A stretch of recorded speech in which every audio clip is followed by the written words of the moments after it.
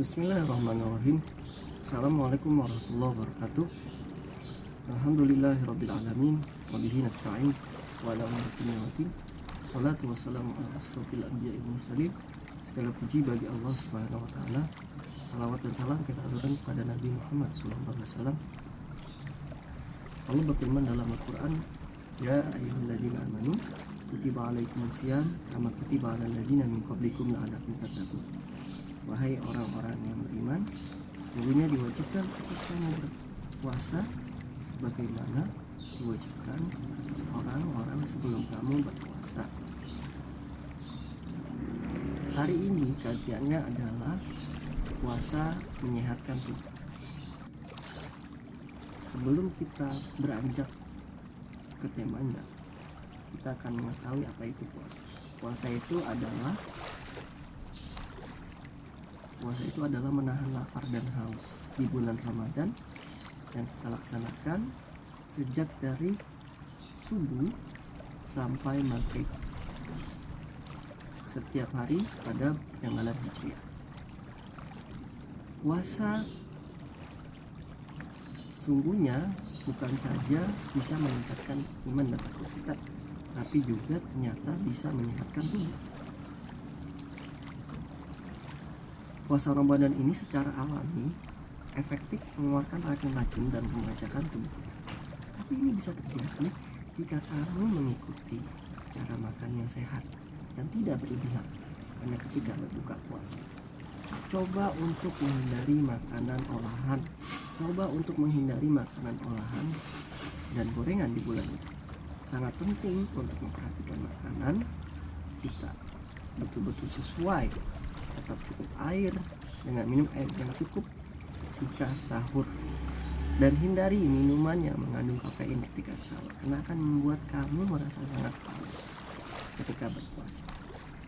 Bulan Ramadan adalah saat yang sangat sibuk, maksudnya sangat sibuk karena di bulan ini ibadah kita diganjar 2 kali lipat lebih dibanding bulan-bulan biasa. Pastikan tidur kita cukup 6 jam sehari, karena berbuat amalan baik di bulan ini sungguh sangat luar biasa. Jadi sebagian orang karena mendapatkan pahala yang berlipat ganda, mereka mencoba untuk memotong tidurnya, yang menyebabkan tidurnya menjadi tidak cukup, sehingga ketika beribadah tidak maksimal. Dia akan merasa mengantuk, malas, dan menjadi sulit untuk beribadah dengan maksimal. Usahakan untuk tidur yang cukup. Terlalu banyak tidur juga akan membuat kita malas dan kurang produktif. Jadi keseimbangan adalah kuncinya. Oke, selanjutnya kita akan masuk ke 4 tahapan yang terjadi ketika kita berpuasa. Pada tahap yang pertama, pada 30 hari berpuasa, gula darah kita akan turun. Gula darah turun, tekanan darah turun, tubuh mulai melakukan proses pembersihan. Dan untuk beberapa hari merupakan hari-hari yang berat karena kita akan merasa sangat kesulitan, entah itu pusing, kemudian saluran hidung pilek, dan laparan. Kita sangat lapar. First couple of days of fasting, both blood sugar level and blood pressure drop. The body starts the cleansing process. And the first few days are the hardest as they are usually accompanied with headaches, dizziness, nausea, and intense hunger. Jadi kakak bersabar ketika berpuasa ya, karena nanti mungkin kakak akan merasakan hal seperti ini. Kemudian tahap kedua, tubuh akan terbiasa dengan jadwal puasa dan sistem pencernaan kita beristirahat karena kita tidak makan dan minum. Sistem pencernaan memfokuskan energinya untuk membersihkan tubuh. Kemudian sel darah putih dalam tubuh menjadi lebih aktif. Dia menyembuhkan sel-sel yang rusak. Pada tahap ini organ tubuh mulai melakukan perbaikannya dengan baik. Stage 2. During the second stage, the body becomes accustomed to the fasting schedule and the digestive system is able to rest. The digestive system focuses its energy on cleansing the body and healing the cells as the white blood cells in the body start to become more active, During this stage, the organs start their repair process as well. Berikutnya adalah tahapan ketiga. Tahapan ketiga, tingkat kekuatan tubuh kita akan bertambah. Dan berikutnya kita akan merasa lebih baik. Tubuh kita akan menjadi lebih baik. Proses pemulihan tubuh menjadi lebih efisien. Tubuh memperbaiki sel-sel yang rusak pada tahap ini. Liver, ginjal, paru-paru, dan kulit mengeluarkan racun. Bagaimana mengeluarkan racun? Dengan menghilangkan racun yang ada dalam tubuh kita. By the third stage, energy levels will have increased, your mind is able to concentrate better, and an overall feeling of wellness overtakes you. During fasting, the body's healing process becomes a lot more efficient, and so the body repairs any damaged cells during this stage. During this stage, the colon, liver, kidney, lungs, and skin are detoxing by eliminating toxins.